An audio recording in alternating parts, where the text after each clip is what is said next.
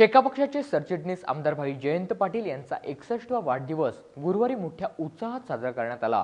या निमित्ताने अलिबाग येथे त्यांच्या अभिष्ट चिंतन सोहळ्याचे आयोजन करण्यात आले होते।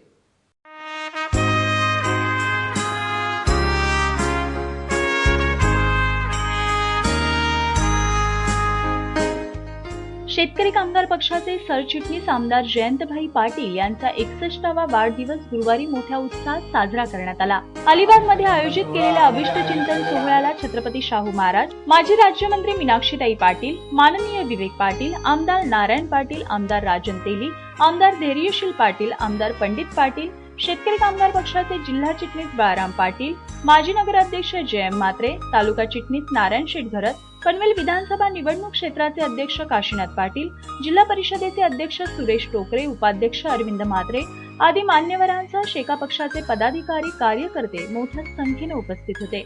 यावेळी छत्रपती शाहू महाराज यांनी आपल्या भावना व्यक्त केल्या।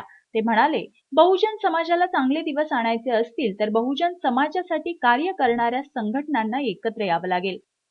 आपण पाहिलं की मराठ्यांचं राज्य जरी इकडे तिकडे सगळीकडे पसरलं तरी त्याच्यामध्ये आधीच थोडी अडचण आली होती। समाजामध्ये भिन्नता जास्त निर्माण होऊ लागली होती आणि बघता बघता आपलं राज्य तर गेलंच आणि परदेशी इंग्रज यांनी आपलं राज्य स्थापन केलं। हे शक्य झालं नसतं जर आपला पूर्ण समाज, बहुजन समाज एकत्र राहिला असता आणि एकत्रपणे सर्वांना तोंड दिलं असतं तर हे कदाचित शक्य झालं नसतं। तर हे जर तर कदाचित वगैरे याचा काही आता आज अर्थ नाही आहे। आज आपल्याला भूतकाळात राहायचं नाही आहे, आपल्याला भविष्य काळाचा विचार करायचा आहे, पण राहायचा आज विद्यमान काळामध्ये। म्हणजे त्याचा अर्थ काय की इतिहासातून आणि पूर्वजांच्या कार्यातून आपल्याला निश्चित स्फूर्ती घ्यायची आहे। काय काय चुका झाल्या असतील त्या दुरुस्त करायच्या आहेत, राहायचं या वर्तमान काळामध्ये आणि तयारी करायची आहे पुढच्या पिढीसाठी, पुढच्या लोकांसाठी, लहान मुलांसाठी, भविष्य काळासाठी, समाजासाठी, भविष्य काळासाठी। तसेच माजी राज्यमंत्री मीनाक्षीताई पाटील यांनी आपल्या भावना व्यक्त करत बहुजन समाजासाठी शाहू महाराजांनी केलेल्या कामाला उजाळा दिला।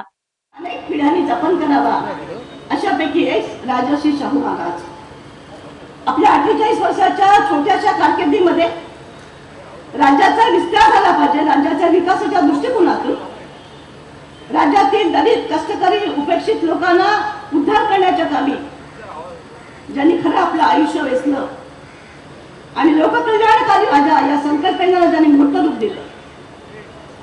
सामाजिक आणि आर्थिक न्याय आणि समतेचा व्यापक दृष्टिकोन डोळ्यापुढे ठेवून छत्रपती शाहू राजांनी आपल्या संस्थांच्या, आपल्या राज्याच्या सर्वांगीण उन्नतीसाठी जे कार्य केलं त्याची इतिहासात म्हणजे कामगिरी, ऐतिहासिक अशी कामगिरी इतिहासात त्याची कुणाची बरोबरी होऊ शकणार नाही। ज्याची सावली पडली तर देखील आम्हाला विचार झाला।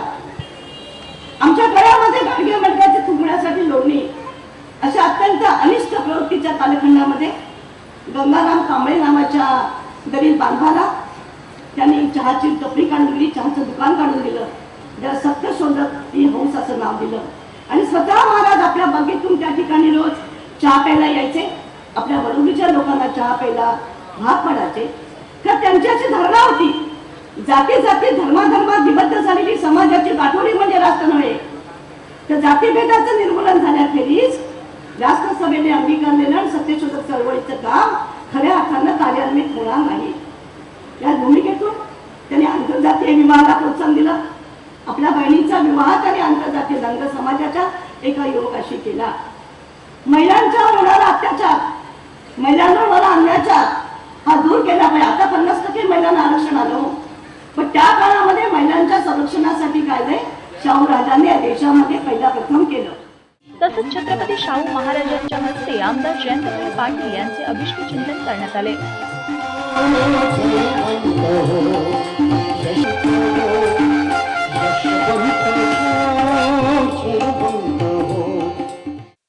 यावेळी महाराष्ट्र राज्य कबड्डी असोसिएशनचे कार्यवाहक पदावर नियुक्ती झालेले अस्वात पाटील यांचा सत्कार देखील छत्रपती शाहू महाराज यांच्या शुभ हस्ते करण्यात आला.